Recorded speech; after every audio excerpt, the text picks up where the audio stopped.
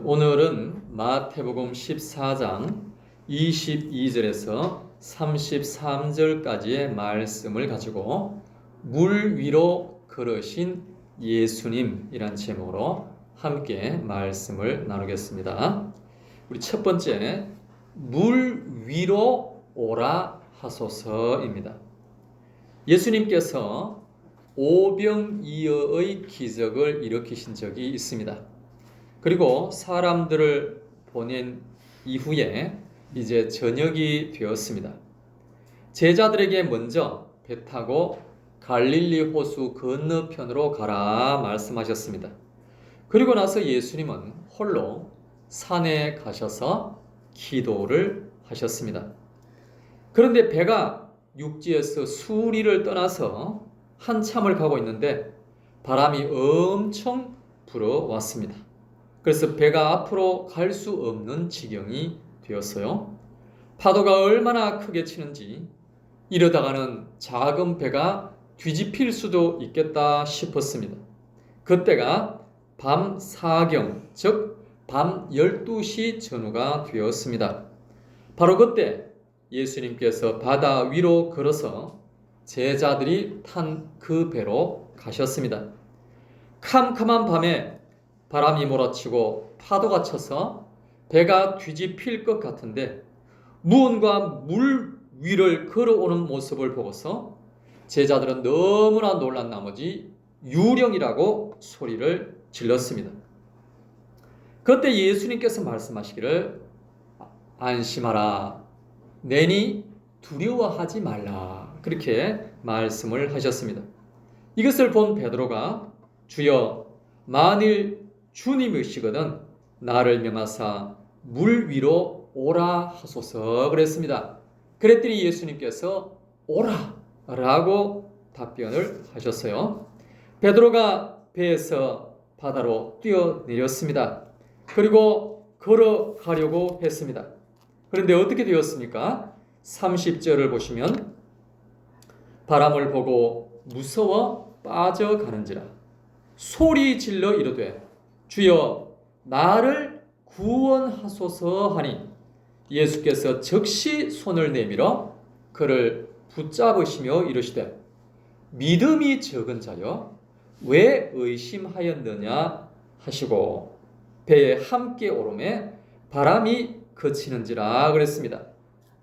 이 내용에 관해서 온라인상에서도 많은 글들과 영상들이 올라오지요. 그 주제가 뭡니까? 물 위를 걷는 방법. 첫 번째, 오른발을 물 위에 올립니다. 두 번째, 오른발을 물 위에 올린 상태에서 오른발이 물 안으로 들어가기 직전에 왼발을 내디딘다. 세 번째, 위의 과정을 반복하면 아주 쉽게 물 위를 걸어 다닐 수 있다고 글들이 올라와 있습니다. 알고 보니까 한번 웃자고 많은 사람들이 이런 글과 영상을 올린 것입니다. 그렇다면 여러분, 이전에도 예수님은 물 위로 걸으셨을까요? 그렇지 않습니다. 이전에도 예수님은 배를 타고 건너셨습니다. 자, 그러면 오늘 이 사건 이후에 예수님은 계속해서 물 위를 걸어 다니셨습니까? 아닙니다. 이 사건 이후에도 예수님은 배를 타고 물을 건너셨습니다. 그렇다면 오늘 본문에 왜 이렇게 한번 물 위를 걷는 기적을 제자들에게 보이셨을까요? 그것은 바로 예수님께서 구약에서 말하는 메시아, 즉 그리스도이심을 알리기 위해서입니다. 첫째는 제자들에게 알려주시고 두 번째로는 성경을 읽는 모든 사람들에게 알려주시기 위해서입니다. 그렇다면 예수님은 이때에 어떻게 해서 물 위를 걸으실 수가 있으신 것일까요? 정말 손오공처럼 너무나도 민첩해서 오른발이 물 안으로 들어가기 직전에 왼발을 내디딘다는 속도가 빨라서 물 위를 걸으실 수 있으신 것일까요? 그런 것이 아니죠. 예수님은 권세가 대단한 분이시기 때문에 물 위를 걸으실 수가 있으십니다. 마태복음 28장 18절에 말했습니다. 예수께서 나와 말씀하여 이르시되 하늘과 땅의 모든 권세를 내게 주셨으니 그랬습니다. 하나님께서 예수님에게 하늘의 권세를 주시고 땅의 권세도 주셨습니다. 하늘의 권세가 뭡니까? 영적인 권세입니다. 즉 영들을 구원하는 권세, 영을 부리는 권세, 영들을 다스리는 권세 등등 영적인 많은 권세를 말합니다. 우리의 상상을 초월하는 권세를 가지고 계신데 우주를 창조하신 이 예수님께서 우주를 창조하는 권세는 땅의 권세가 아니라 영적인 권세입니다. 영의 권세를 가지고 우주를 창조하신 겁니다.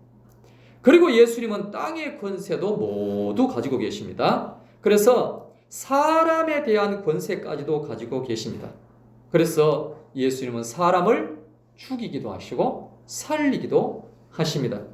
그래서 죽은 지 나흘이나 되어서 썩은 냄새가 나는 나사로를 살려주신 것입니다. 손 마른 자, 중풍병자, 문둥병자 등등 수많은 병자들을 고쳐주셨습니다. 그런데 사람들을 다스리는 권세를 예수님께서 가지고 계시기는 하지만 예수님께서 하실 일이 있으시기 때문에 사람을 다스리는 권세는 내려놓으셨습니다. 왜냐하면 예수님은 죄인의 역할을 감당하기 위하여 이 땅에 인간의 모습으로 오셨기 때문입니다. 인류의 죄를 친히 담당하셔서 십자가에 죽기 위하여 이 땅에 오셨기 때문이라는 거죠. 그래서 사람에 관한 권세는 가지고는 계시지만 사용하지는 않으셨습니다. 그러므로 진정 내려놓음의 모델은 예수님이시라는 것입니다. 그래서 예수님이 군병들에게 붙잡히실 때도 그의 권세를 사용하지 않으시고 붙잡혀 가셨습니다. 그때 베드로는 칼을 빼내어서 대제사장의 종인 말고의 귀를 내리쳤습니다. 그때 예수님 뭐라고 말씀하셨습니까? 마태복음 26장 52절 너는 내가 내 아버지께 구하여 지금 12군단 더 되는 천사를 보내시게 할 수 없는 줄로 아느냐 그랬습니다.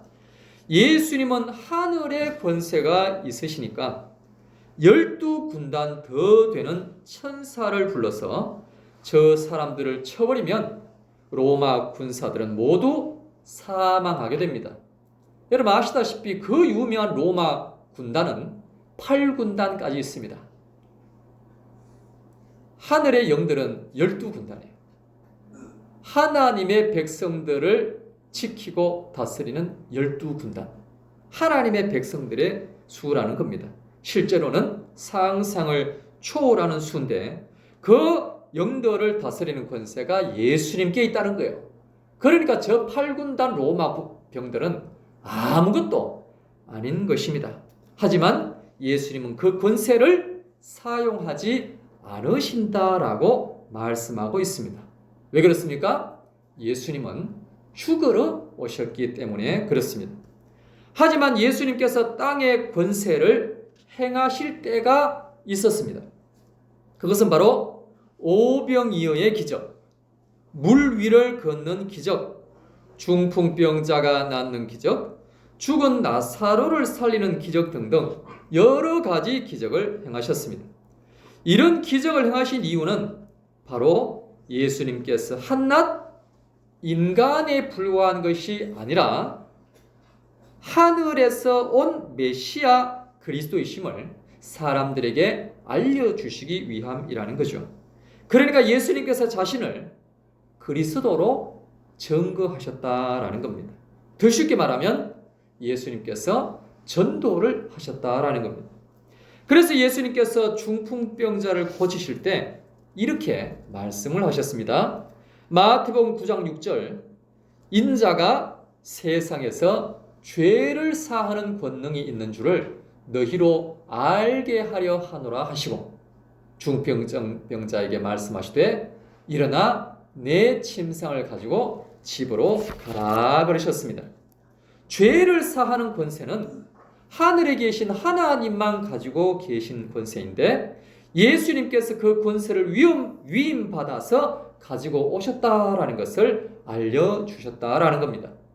결론적으로 말씀드리면 오늘 본문에서 예수님께서 물 위를 걸으신 기적을 행하신 이유가 무엇일까요? 예수님께서 한낱 인간으로 오신 것이 아니라 인류의 죄를 대속하실 메시아로 오신 것을 알려주시기 위해서입니다. 즉 자신이 그리스도이심을 증거하신 것입니다. 그런데 낯서기를 좋아하는 베드로가 예수님께서 이렇게 말합니다. 주여, 28절이죠. 주여, 만일 주님이시거든 나를 명하사 물 위로 오라 하소서 그랬습니다. 베드로는 놀랍기도 하고 신이 나기도 해서 자기도 물 위를 걸어보고 싶다라는 그러한 마음이 들었던 거죠. 그랬더니 예수님께서 뭐라고 말씀하셨습니까? 오라 그러셨어요. 한번 걸어와 봐라. 그래서 베드로가 배에서 내려서 물 위로 걸어갔지만 바람을 보고 무서워서 물에 빠져갔습니다. 예수께서 즉시 손을 내밀어 그를 붙잡으시며 이르시되 믿음이 적은 자여 왜 의심하였느냐 그랬습니다. 사랑하는 여러분, 부산에서 제일 믿음이 좋은 분이 누굽니까? 여러분이 알고 있는 분 중에서 제일 믿음이 좋은 분이 누굽니까? 그분이 유람선을 타고 가다가 믿음으로 물 위로 내려 걸으면 물에 빠지지 않을까요? 잘 걸으실 수 있을까요? 믿음이 제일 좋은 분인데 말입니다. 당연히 빠지죠. 왜 빠집니까? 그것은 바로 하나님께서 만드신 원리이기 때문에 빠지는 것입니다. 그렇다면 왜 베드로에게 빠지는 것이 당연함에도 불구하고 믿음이 적은 자여라고 말씀을 하시는 겁니까? 부산에서 제일 믿음이 좋은 분이 물 위로 걷지 못하는데 베드로는 그보다 믿음이 더 좋기 때문에 이렇게 꾸짖으시는 겁니까? 사랑하는 여러분, 예수님께서 물 위를 걸으시고 나서 예수님이 먼저 베드로에게 물 위를 걸으라고 하지 않으셨습니다. 왜냐하면 베드로는 물 위를 걸을 수 없다는 것을 예수님은 당연히 알고 계시기 때문입니다. 그런데 베드로가 보니까 너무 신기하잖아요. 자기에게 명하사 물 위로 오라고 말씀해 달라고 요청을 한 겁니다. 그런데 예수님은 베드로에게 사람은 중력의 법칙에 의해서 물에 빠지게 만들어졌으니까 너는 물에 빠질 거야 라고 말씀을 하지 않으셨어요. 그것은 모든 사람이 다 알고 있는 내용이기 때문에 그렇습니다. 오히려 예수님은 물에 빠지는 베드로에게 믿음 이야기를 하셨습니다. 웬 믿음? 모든 사람은 물에 빠지게 되어 있는데 말입니다.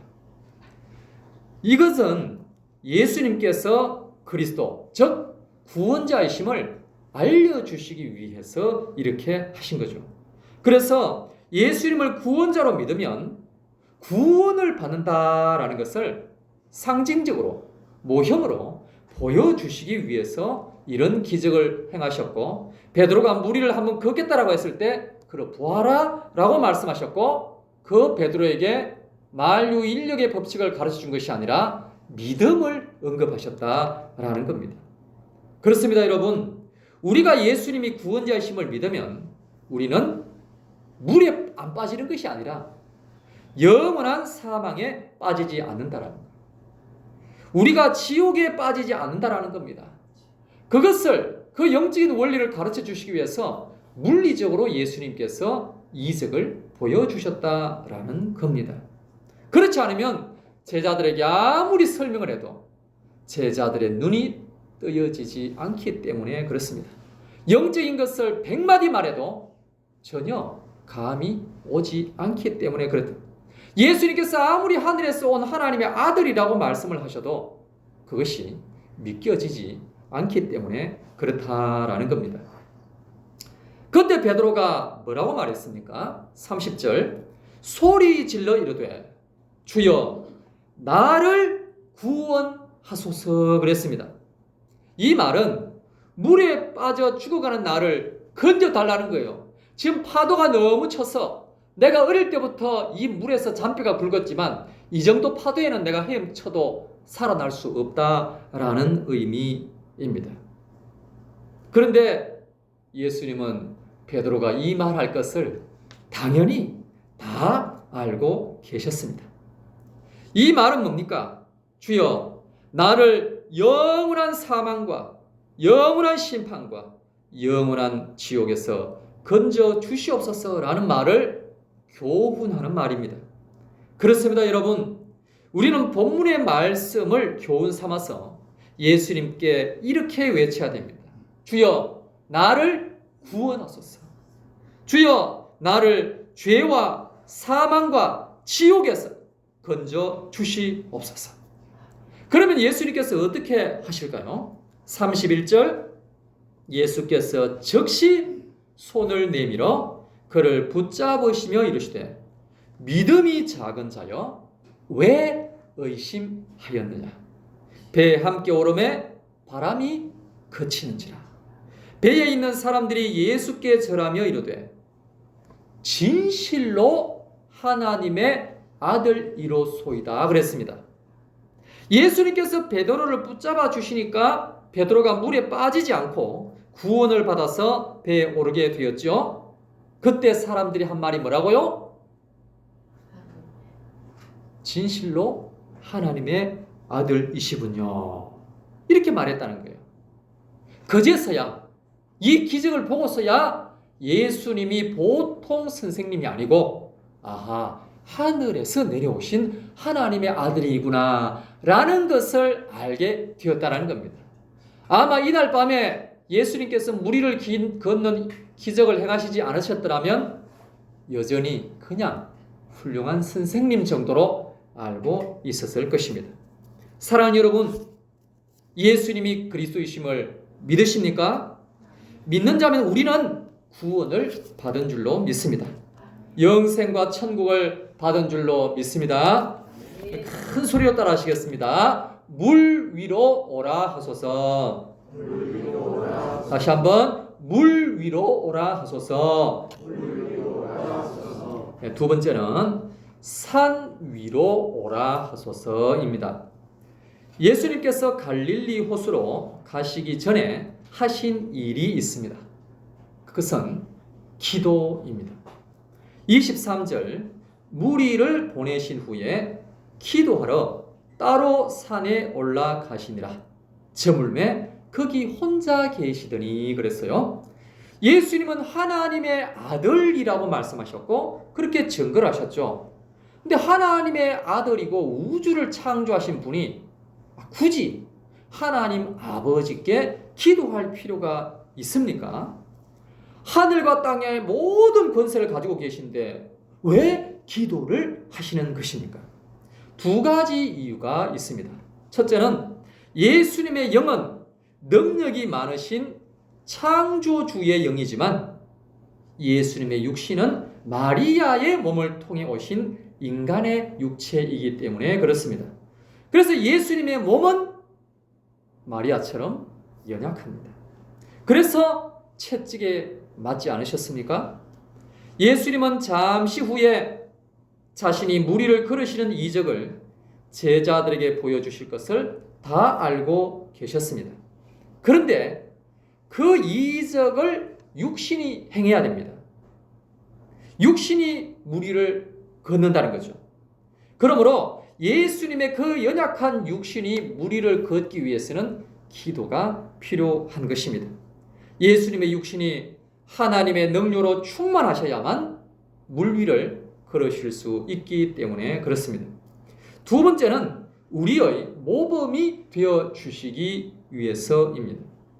예수님이 새벽에 기도하신 것도 철야 기도하신 것도 금식 기도하시고 또한 산기도 하신 것도 모두 다 우리에게 연약한 육신을 가지고 있는 우리에게 모범이 되어 주시고자 그렇게 하신 것이죠. 그래서 우리는 예수님을 따라서 여러 가지 기도를 다양하게 많이 해야 합니다. 특별히 십자가를 지시기 전날 밤 겟세마네 동산에서 기도하실 때는 얼마나 간절하게 기도하셨던지 땀방울이 핏방울처럼 되었다라고 했습니다. 사랑하는 여러분, 그의 영이 온 우주를 창조하신 영이신 예수님께서도 이렇게 간절히 기도하시는데 하물며 아담의 피를 이어받아 죄로 가득한 저희들이 너무나도 연약한 우리가 기도하지 않고서 어떻게 승리할 수가 있겠습니까? 당연히 간절히 기도해야 하는 것이죠. 내 힘으로 어떻게 물 위를 걸을 수 있겠습니까? 하나님 보시기에 한 점 부끄러움이 없는 인생을 어떻게 살아갈 수가 있겠습니까? 우리는 반드시 기도하고 또 기도해야 하는 것입니다. 기도하지 않은 인생은 볼 필요도 없는 것입니다. 그의 삶이 어떤지 성경에 다 나와 있기 때문에 그렇습니다. 사실은 기도해도 만만치 않은 신앙생활인데 기도하지 않는다면 볼 필요가 없는 것입니다. 이 시간 큰 소리를 한번 따라 하시겠습니다. 산 위로 오라 하소서. 다시 한번 산 위로 오라 하소서.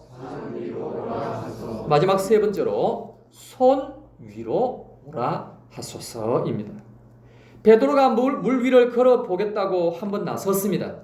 그런데 발이 물에 쑥 들어가죠. 그래서 베드로가 외쳤습니다. 주여 나를 구원하소서. 예수께서 즉시 손을 내밀어 그를 붙잡으시며 이르시되 믿음이 작은 자여 왜 의심하였느냐 그랬습니다. 예수님께서 베드로의 손을 잡아 주셨다라는 거예요. 그래서 베드로는 무사히 배로 올라올 수가 있었습니다. 사랑하는 여러분, 구원을 위해서 기도하시기 바랍니다. 그러면 주님께서 구원을 주시는 줄로 믿습니다. 영적인 구원뿐만 아니라 평안을 위해서도 기도할 수 있기를 바랍니다. 인생의 파도가 몰아칠 때가 있지 않겠습니까? 물결로 말미암아 내 의지와는 상관없이 계속해서 깊이 빠져들 때가 있지 않겠습니까? 건강의 파도, 자녀의 파도, 물질의 파도, 기타 여러 가지 파도로 인하여 두려울 때가 있지 않겠습니까? 주여 손 위로 오라 하소서. 그러면 예수님께서 즉시 손을 내밀어 붙들어 주실 줄로 믿습니다. 베드로를 붙들어 주신 주님께서 오늘 우리를 붙들어 주시고 우리의 자녀를 붙들어 주시고 우리의 부모를 붙들어 주시고 우리의 형제를 붙들어 주실 줄로 믿습니다.